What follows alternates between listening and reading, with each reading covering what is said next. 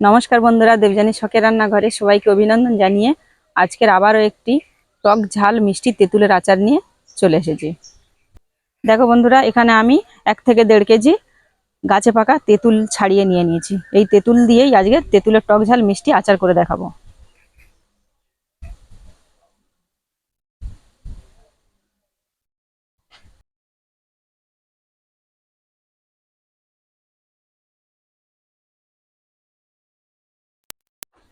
তো বন্ধুরা, এই তেঁতুলগুলো আমি আগের থেকে ছাড়িয়ে 1 থেকে 2 দিন একটু রোদ্দুরে শুকিয়ে নিয়েছি। এবারে এই তেঁতুলগুলোকে আচারের জন্য আমি এভাবে শিক থেকে ছাড়িয়ে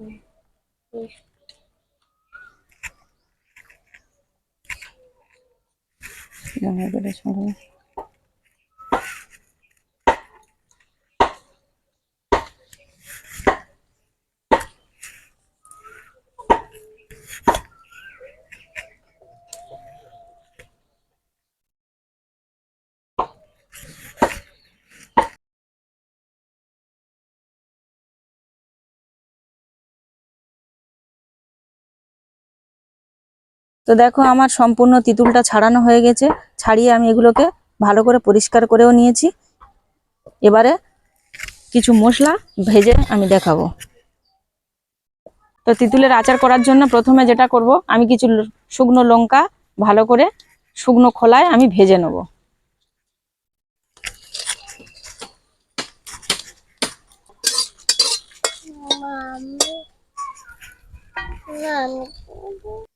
লঙ্কাগুলো আমার ভাজা হয়ে গেছে, এবার এগুলোকে আমি নামিয়ে নেব।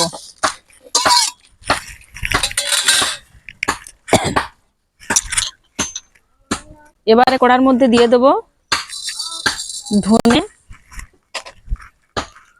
জিরে, মৌরি, অল্প একটু সর্ষে। এগুলো আমি ভালো করে ভেজে নেব।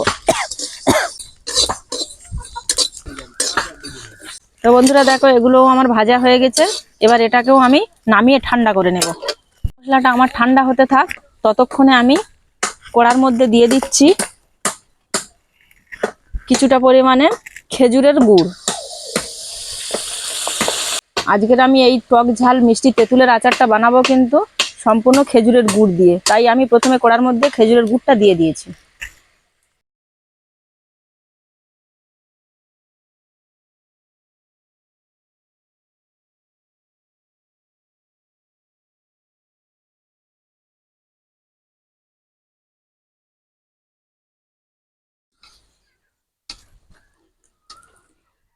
তো দেখো, আমার গুড়টা, খেজুরের গুড়টা ফুটে উঠেছে। এবারে এর মধ্যে দিয়ে দেবো আমি তেঁতুলগুলো।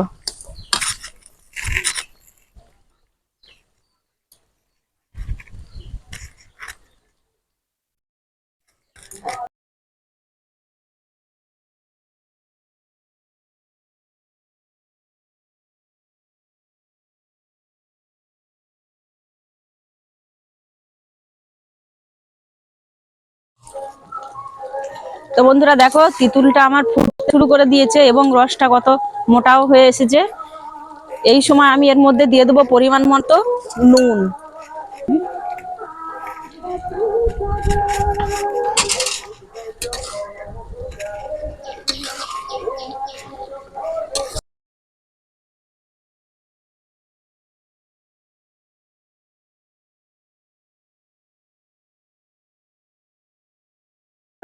মশলাটা আমি শিলনোড়াতে এরকম আদা কোটা করে কুটে নিয়েছি। এবারে এর মধ্যে, তেঁতুলের মধ্যে আমি এটা দিয়ে দেব। আমি কিছুটা দিয়ে দিচ্ছি আর কিছুটা রেখেও দিচ্ছি। দিয়ে এটাকে নেড়ে চেড়ে কিছুক্ষণ, বেশ কিছুক্ষণ আমি এটা ফুটিয়ে নেব, তবে ঝাল ঝাল হবে।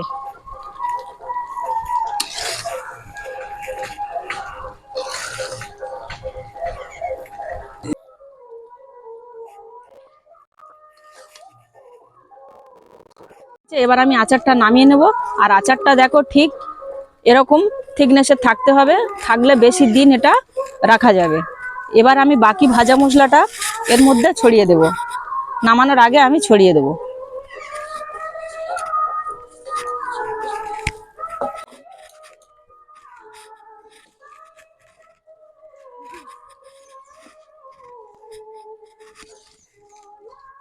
তো বন্ধুরা দেখো আচারটা আমি নামিয়ে নিয়েছি, এবারে এটাকে কিছুক্ষণ ঠান্ডা হতে দেবো।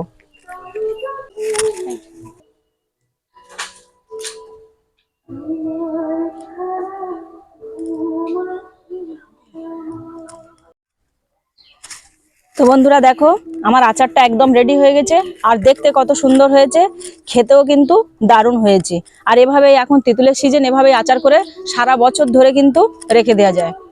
আর বন্ধুরা বাড়িতে আপনারা আচার বানিয়ে খেয়ে দেখে কিরকম লাগলো কমেন্টে জানাবে, এবং ভালো লাগলে লাইক সাবস্ক্রাইব করে আমার পাশে থাকবে।